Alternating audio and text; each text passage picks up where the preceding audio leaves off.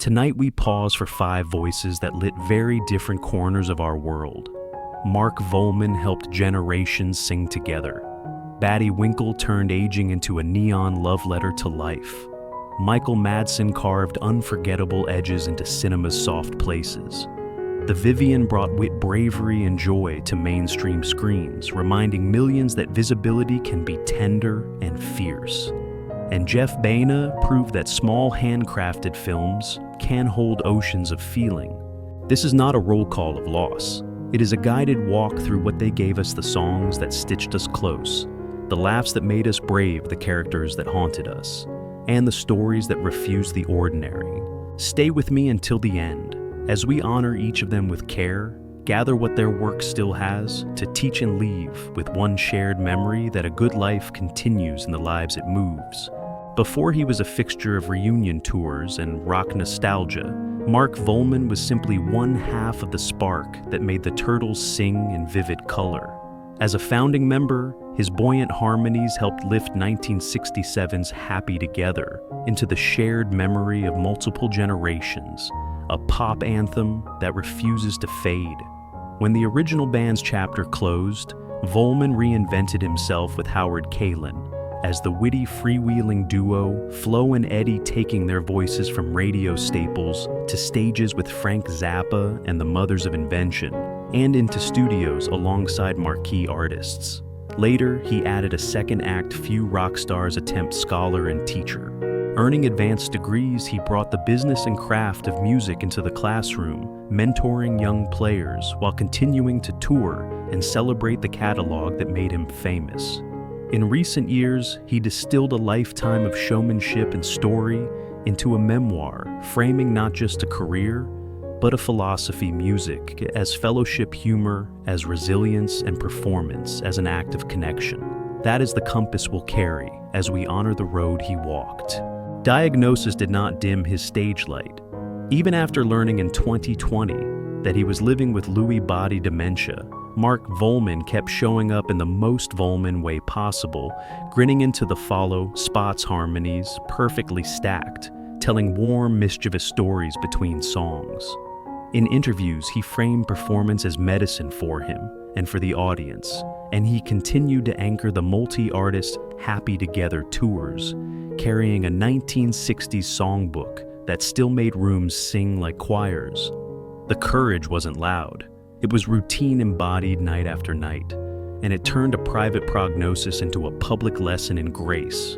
Offstage, Volman built an unusually rich third-act scholar, mentor, and interpreter of the business behind the music. He returned to classrooms and midlife earned screenwriting degrees at Loyola Marymount, and then translated decades of road wisdom into practical teaching, most visibly at Belmont University in Nashville. Students remember a professor who could go from contract clauses to vocal blend in a single hour, and who treated the craft as community service, learn it live, it pass it on. He also wrote his life down while the jokes were still warm. Happy Forever 2023 is less a victory lap than a map of the friendships that made the work possible. Zappa's wild laboratories, Flo and Eddie's comic elasticity, the gig-to-gig fellowship that keeps a traveling band human. Even readers who found him first through a 3-minute pop classic discovered a full-length character, relentlessly funny, hospitable to young players, and stubborn about joy. That is the energy of his late years, the steady refusal to surrender, camaraderie, curiosity, or the simple miracle of a melody that brings strangers together. Mark Volman died in Nashville on September 5, 2025 at 78 after what his representatives described as a brief, unexpected illness. In public, he had been open about living with Lewy body dementia, yet those closest to him were careful to note that his final decline was unrelated and sudden. Family were at his side, and the room, they said, still felt like him. Gentle wry, quietly grateful. Hours later, tributes threaded across the same airwaves he had once filled with harmony. Obituaries emphasized the arc that mattered to him. Most show up, sing for people, and make them laugh between songs. Loved ones recalled that, even in hospital, he kept the big smile, and colleagues underlined how he had turned a difficult diagnosis into a lesson in presence performing, when he could mentoring, when he couldn't always defaulting to kindness. In an age of statements drafted by committees, the tone of remembrance felt disarmingly personal, as if the voice fans heard on Happy Together had simply stepped into another room. Legacy is not a statue, it's the residue of joy that lingers after the music stops. For Mark Volman, that residue is audible, crowds harmonizing on Happy Together. Tour buses where jokes dissolved the distance between strangers. Students who left class hearing the business of music as a creative craft, not a trapdoor. He modeled a rare combination hitmaker and helper, and proved that a career can be built twice, first on radio, and again in rooms where learning happens. The stories colleagues tell share a common refrain. He took the work seriously, never himself, and he treated every green room like a neighborhood. That is why the grief feels communal. Fans mourn the soundtrack of summers and weddings. Musicians mourn a colleague who made the hard parts lighter. And former students mourn the mentor who returned their questions with patience and a punchline. The songs will keep earning their place on playlists. And the footage will keep reminding us how generous show business can be when its practitioners lead with heart. If you want to understand his measure, don't count awards. Count the voices that rise together when the chorus lands. That sound is where Mark Volman endures. Before there were brand deals and red carpets, there was Helen Ruth Elam Van Winkle from Kentucky, widowed, working class, and suddenly viral at 85 when a great-granddaughter posted a photo that lit up the internet. As Baddie Winkle, she rewrote the script for aging in real-time day-glow outfits, winkingly risque captions, and a kind of unruly cheer that made millions feel braver about their own bodies and birthdays. What began as one joyful snapshot became a full-blown pop culture presence, appearances at mainstream festivals and award shows, cameos beside A-listers, and a social following that crossed generations. Yet the charm was never only the neon. It was the story underneath a farm girl who endured loss, raised a family, and then decades later found a second youth online by giving other people permission to play. In her late 90s, she was still posting, still styling, still telling the world that delight is a discipline. When she died at 97 on September 4th of 2025, the tributes read less like obituaries than thank you notes from strangers who felt seen. That is the woman we're honoring, not an algorithmic trend, but a human invitation to live out loud.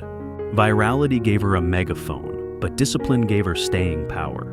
In her 90s, Baddie Winkle treated delight like a daily practice outfits that glowed, captions that winked, and a tone that felt less like branding than permission to be conspicuously alive at any age. She didn't just pass through pop culture. She learned to steer inside it, showing up at mainstream spectacles from the VMAs to EDC, and holding her own beside artists half a century younger. When fans asked, "How do you keep doing this?" her feed answered with proof rather than pep talks. Another burst of color, another joke, another post that made strangers braver. The late chapter of her career had anchors. She authored a cheeky illustrated guide to life, part scrapbook, part manifesto, codifying her rules of playfulness for anyone who needed them. And she crossed from the timeline into the store aisle with a buzzy Sephora beauty collaboration, a wry reminder that radiance is a mood before it's a product. Both projects extended the same thesis: style is an energy you lend to the room, not a number on your driver's license. Even as years accrued, the updates did not. On her 97th birthday, she was still posting, still styling, still grinning at the camera with that conspiratorial sparkle. When she died on September 4th, 2025, the response read like a chorus, millions of small testimonies about a grandmother who made internet culture kinder and more mischievous. In the economy of attention, she invested in joy and paid it forward daily. The interest is what we're all living on now. On September 4th, 2025, Helen Ruth Elam Van Winkle, beloved online as Baddie Winkle, died at 97. Her family shared the news in an Instagram tribute posted the next day, and major outlets quickly confirmed it. At the time of reporting, no cause of death had been disclosed. What the announcement did make clear was the tone she taught her audience to keep affectionate, a little mischievous, and defiantly full of life. The response felt like a global scrapbook opening at once. Local and national broadcasters amplified the family's message. Headlines echoed the intimate farewell from her great-granddaughter. "See ya later," "My Superstar" as fans posted collages, first meet stories, and screenshots of replies she had once left on their feeds. By nightfall, her timelines read less like obituaries than a queue of thank you notes for the courage she gave people to dress louder, laugh harder, and reject expiration dates. It was the kind of goodbye she earned in real time, one bright post at a time. Legacy is a temperature the way a room warms when a name is spoken. For Baddie Winkle, that warmth came from radical cheer, the invitation she gave millions to dress louder, laugh sooner, and refuse the boxes age can draw around a life. Her followers didn't just watch, they practiced along, and the proof sits everywhere. Condolence threads that read like thank you notes. Family photos with more color birthdays that feel less like deadlines and more like dares. Mainstream culture met her halfway festival cameos, award show, walk-ons, and campaigns that treated a great-grandmother as a headliner because audiences already understood. Her point, joy isn't juvenile, it's a skill you can keep. That is why the obituaries sound personal. They remember a 2014 spark that became a decade-long permission slip, and they echo the message her family posted, equal parts love and mischief. Long after the news cycle moves on, two artifacts carry the lesson forward, a playful illustrated guide to life that distills her rules for living adventurously, and a Sephora collaboration that turned radiance into something you could try on, then realize you'd owned all along. The rest is in us. The outfit's too bright for Tuesday. The jokes on days we don't feel like joking. The promise to show up online with kindness that can be felt through a screen. If legacy is the echo of a choice repeated by strangers, Baddie's will last as long as we keep choosing delight. He was the rare actor whose silhouette could carry a scene. Born in Chicago and forged in the tradition of American tough guy cinema, Michael Madsen became a modern heir to noir's bruised masculinity, magnetic, dangerous, unexpectedly tender. He broke through as Mr. Blonde in Quentin Tarantino's Reservoir Dogs 1992, a performance that permanently darkened a once sunny radio hit and announced a screen presence you couldn't look away from.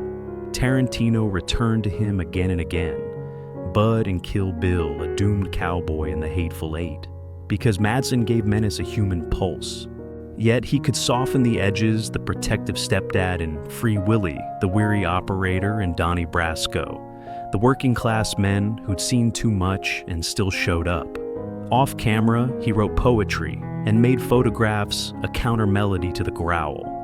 By the time of his death at 67 in July 2025, he had amassed hundreds of screen credits, and the kind of cult devotion reserved for actors who don't just play myth, they feel like part of it. We will follow the line he drew through the culture, how a Chicago kid turned a gravelly voice and a steady gaze into roles that still echo when the credits end.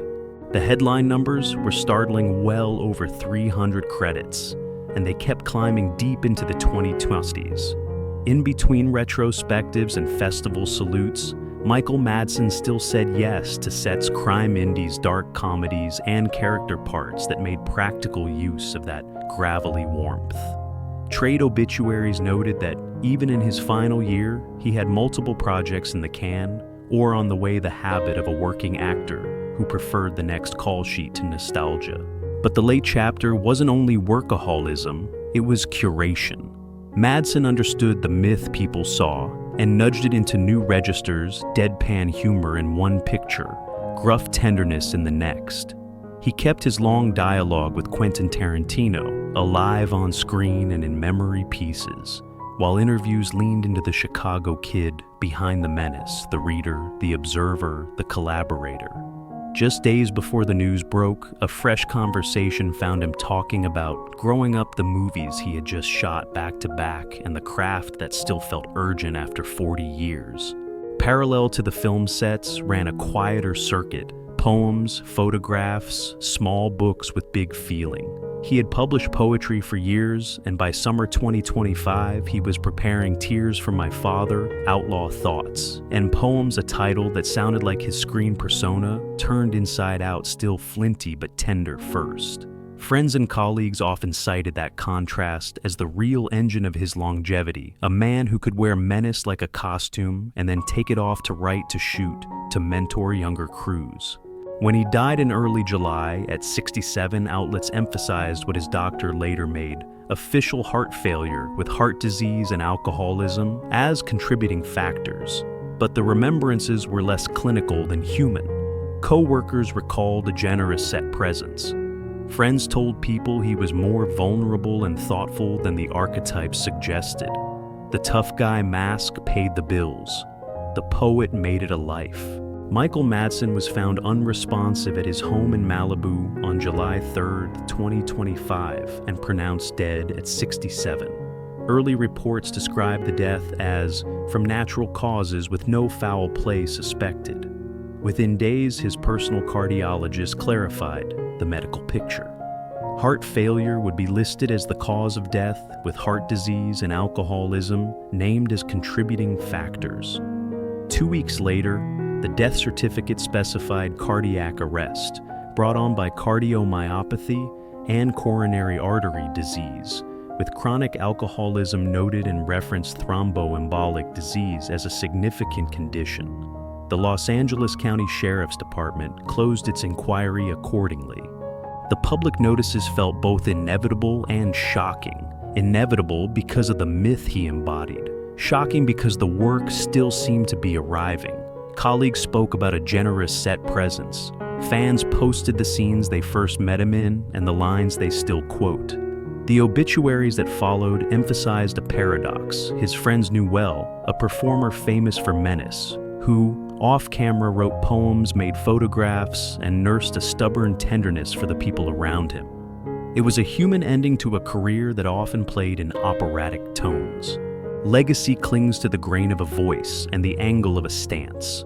Michael Madsen did not leave one definitive role so much as a temperature you can feel when a scene slows down, the half smile that says, danger has a code, the way a threat can land without shouting. Ask fans what they remember, and you get images a razor-calm dance to a sunny radio hit.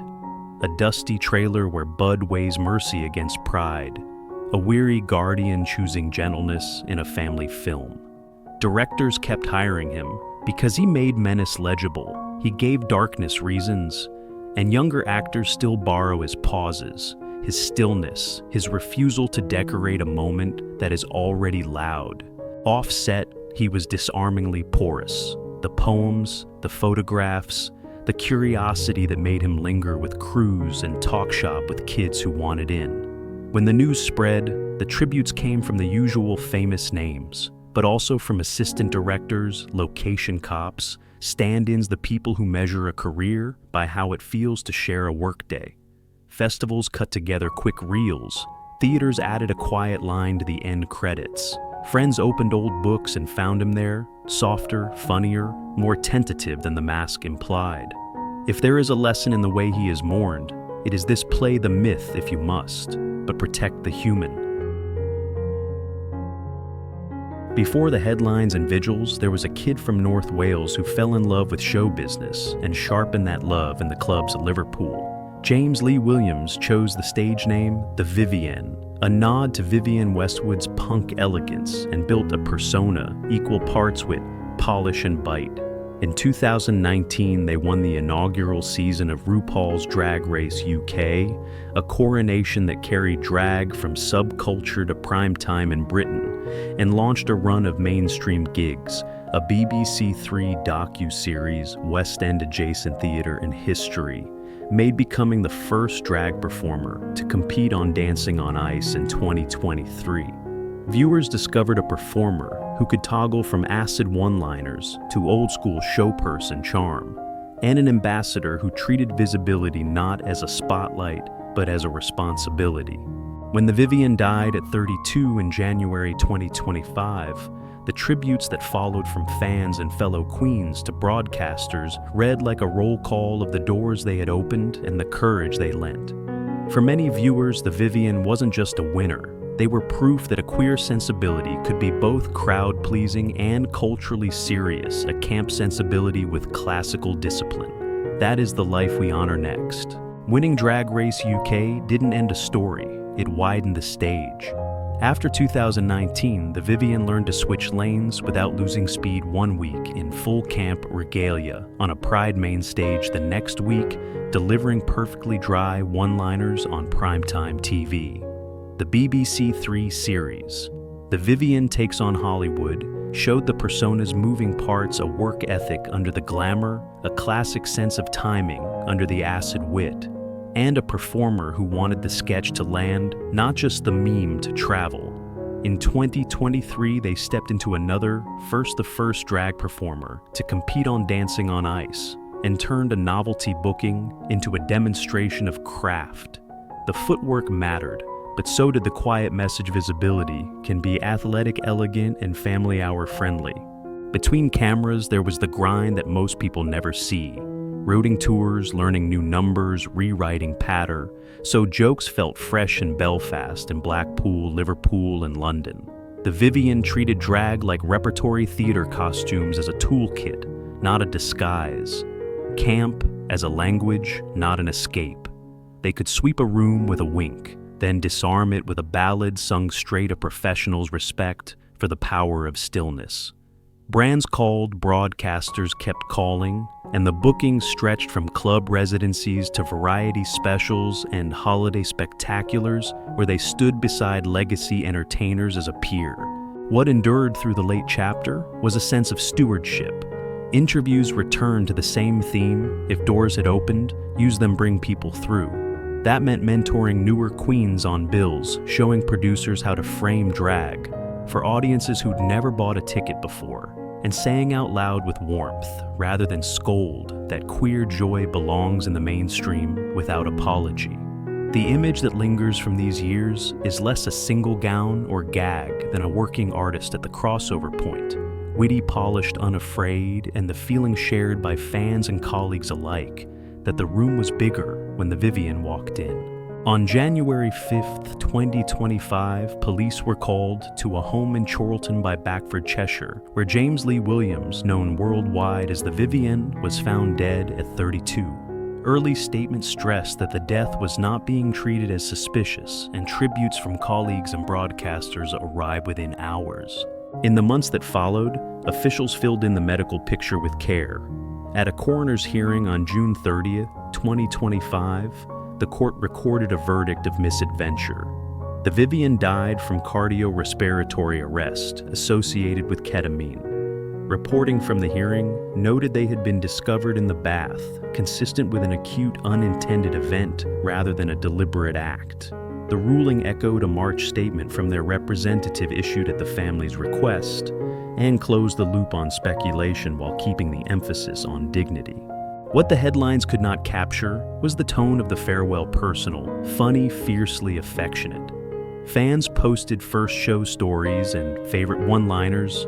Fellow queens and presenters remembered a pro who made rooms feel bigger and kinder. The final image that many kept was not of circumstance, but of craft. A performer who brought sharp wit to primetime without blunting its edge, and who treated visibility as a responsibility as much as a spotlight.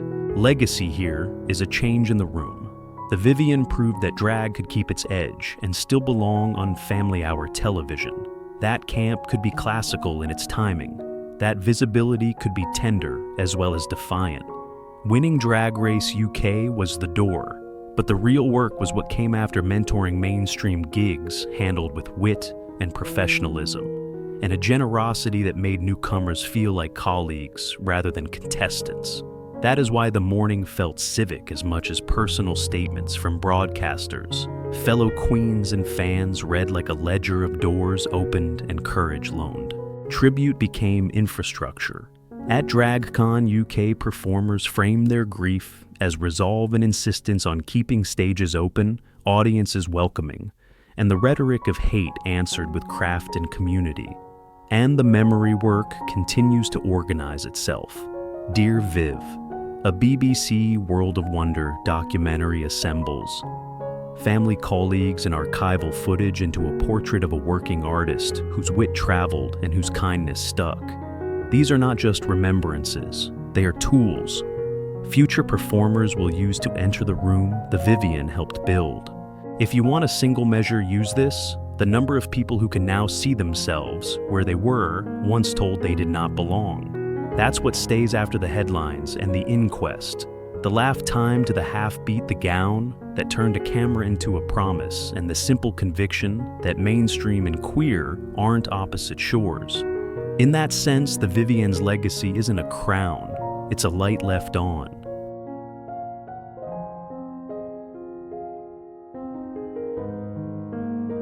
Jeff Baena made small movies feel enormous where it counts in feeling. A writer-director with a taste for deadpan chaos and tender misfits, he built a quietly distinctive filmography across a decade: the grief-soaked Zom-Rom, Life After Beth, the rueful bachelor party detour, Joshi, the medieval nuns gone rogue farce, The Little Hours, the uncanny identity spiral, Horse Girl, and the sun-baked corporate satire, Spin Me Round. The palette shifted from absurd to eerie to romantic, but the method stayed constant: ensemble casts, long takes that trust actors, and humor that leaves space for bruised hearts to show. Festivals became a second home. His sets, by many accounts, felt like laboratories where performers could try things until the truth clicked. Collaboration was the engine. Baena co-wrote, often returned to the same actors by design, and treated comedy as a craft of listening, letting silences do work, letting a sideways glance land like a punchline.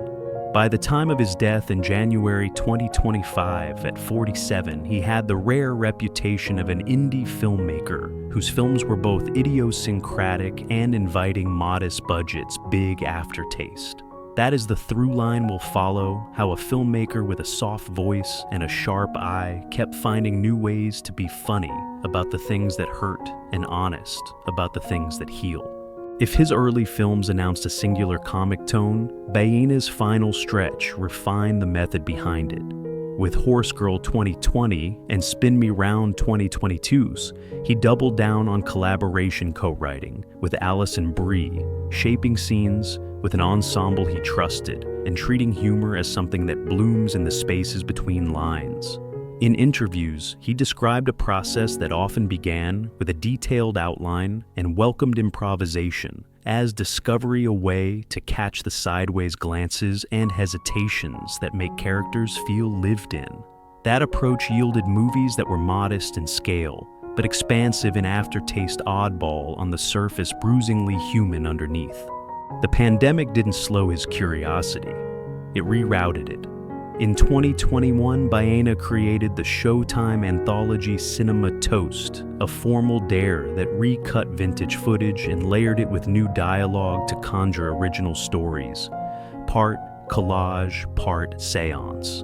The series gathered a circle of indie heavy hitters behind and in front of the camera, including Aubrey Plaza's first turn directing. And it distilled his long-standing fascination with how performance editing and sound can alchemize meaning. Even critics who found the results uneven admired the experiment's nerve proof that Baena's restlessness was aesthetic as well as thematic. By the early 2020s, he had almost quietly built a repertory company. Plaza, Brie, Molly Shannon, Fred Armisen, and others returned because Baena's sets functioned like laboratories, safe enough to risk, rigorous enough to matter. Profiles and obituaries would later underline the same through line: a filmmaker whose films invited audiences in, rather than daring them to keep up, whose deadpan was a delivery system for empathy, whose taste for absurdity was always tethered to people we recognize. It's why those late-period works keep finding new viewers, because beneath the jokes and detours sits a durable belief that comedy is a way of looking after each other. Jeff Baena died by suicide at his home in Los Angeles on January 3, 2025. He was 47. The Los Angeles County Medical Examiner confirmed the manner of death. News outlets reported the family's request for privacy as colleagues and festivals began sharing tributes. In the days that followed, an obituary clarified the basic facts, date, age, place, so that speculation could give way to remembrance. Public statements from Aubrey Plaza and Baena's family called the loss an unimaginable tragedy, setting a respectful tone that peers echoed across social media and in industry memorials. Entertainment outlets and local press amplified the family's message while underlining Baena's body of work and collaborative style. Months later, Plaza spoke more openly about grief, underscoring that the story she wanted told was the human one, a beloved partner and filmmaker mourned by a community he helped shape. Influence in Baena's case looks like a circle actors who kept coming back, crews who felt safe enough to risk, and audiences who discovered that deadpan could be a form of care. The repertory he built, Plaza Bree Shannon Armisen, and a rotating bench of character players wasn't just convenience, it was a method. He wrote toward their rhythms and then let them surprise him, which is why so many moments in those small films feel unguarded and true. In workshops and Q&As, younger filmmakers take notes on those choices, the long take that trusts an actor, the punchline delivered like a confession, the cut that leaves the hurt in the frame just long enough to be seen. His movies taught that empathy and irony don't cancel. They can harmonize if you listen. Mourning gathered where the work lives, late-night screenings, festival sizzle reels, feeds full of second-favorite scenes. The tone was consistent gratitude for a sensibility that made room. Colleagues remembered a director who would cut a joke he loved if an actor found a better one on the day. Programmers praised a voice that treated indie as a promise rather than a pose. What remains is a practical legacy, film small enough to teach with and generous enough to return to laboratories of empathy disguised as comedies. If you want to measure the distance a life travels, trace the routes people take back to it. With Jeff Baena, those routes are crowded by artists who felt seen, by audiences who felt held, and by future crews who will keep learning how to be funny about what hurts and honest about what heals. Tonight we remembered 5 artists who made the world feel bigger. Mark Volman, who turned harmony into fellowship. Baddie Winkle, who taught joy like a daily practice. Madsen, who gave silence a pulse. The Vivienne, who widened the welcome at primetime. And Jeff Baena, who proved small stories can hold oceans. Their work met us in ordinary rooms, cars, kitchens, crowded theaters, and left them altered. If a life is measured by the courage it lends, then each of them lives on. Wherever a chorus rises, a bright outfit dares. The day a still frame hums, a punchline lands. A quiet cut tells the truth. Which of their moments will you carry forward? Share your memory below, and if you felt seen here, please like, comment, and subscribe so their echoes keep traveling.